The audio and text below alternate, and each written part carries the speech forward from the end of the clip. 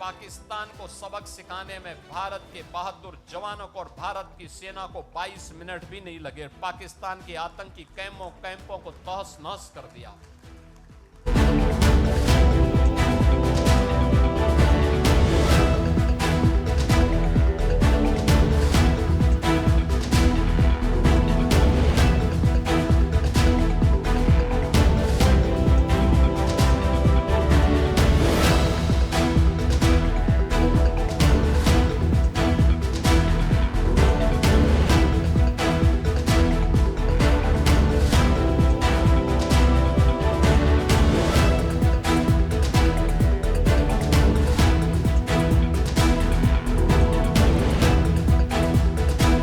पाकिस्तान को सबक सिखाने में भारत के बहादुर जवानों को और भारत की सेना को 22 मिनट भी नहीं लगे। पाकिस्तान के आतंकी कैंपों को तहस नहस कर दिया।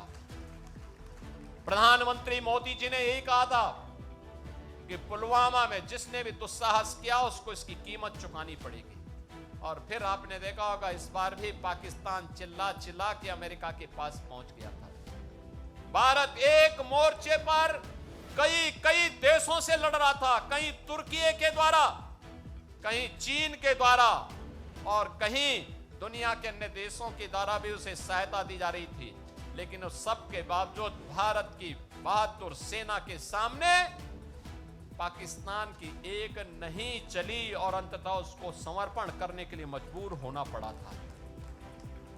यह बहादुर सैनिकों के नाते और इसलिए यूनिफॉर्म के प्रति सम्मान का भाव हर भारत का दायित्व बनता है, हर भारतवासी का दायित्व बनता है। एक तरफ यह सम्मान का भाव, दूसरी तरफ अगर हमें विकसित भारत के सपने को साकार करना है तो उन षड्यंत्रों से हमें हमेशा सावधान होना होगा जो षड्यंत्र हमें बांटने का काम कर रहे हैं, जाति के नाम पर, क्षेत्र के नाम पर, भाषा के नाम पर।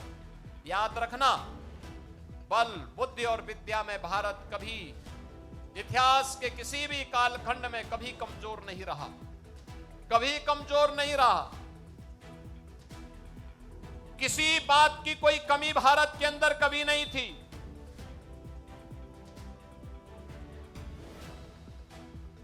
लेकिन जो लोग विकसित भारत नहीं चाहते, जो लोग समर्थ भारत नहीं चाहते, जो लोग सशक्त भारत नहीं चाहते,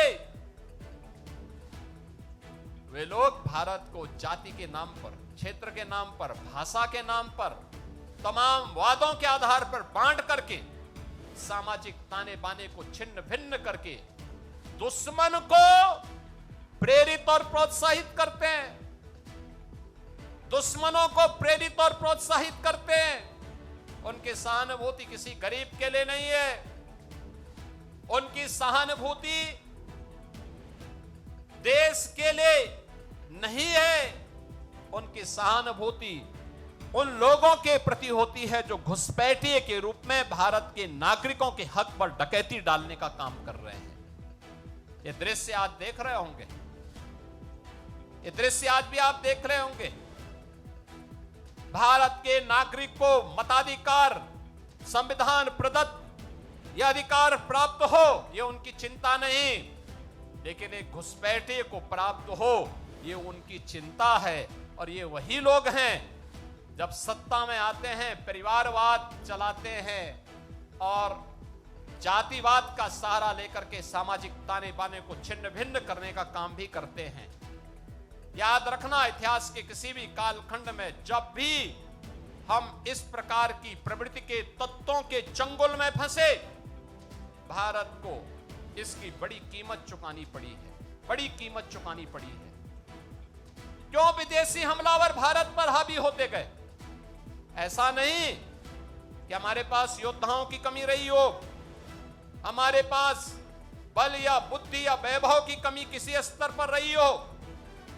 भारत गुलाम हुआ इसलिए क्योंकि एक ऐसी उस समय कुछ ऐसी ताकतें थी जो बांट रही थी, जैसे आज कुछ राजनीतिक दल फिर बांटने का काम कर रहे हैं। ये विभाजन हमारी कमजोरी का कारण था। इस विभाजन से फिर से बचने की आवश्यकता है। एक भारत श्रेष्ठ भारत के रूप में हमें एक समर्थ और सशक्त भारत के लिए, एक आत्मनिर्भर और विकसित भारत की संकल्पना को साकार करने के लिए आगे बढ़ना होगा, एकजुट होना होगा। कारगिल विजय दिवस का संदेश यही है, जिन वीर सैनिकों ने अपना बलिदान दिया है उनकी प्रेरणा यही है कि हम एक भारत और श्रेष्ठ भारत के माध्यम से ही एक सशक्त और समर्थ भारत की परिकल्पना को साकार कर सकते हैं।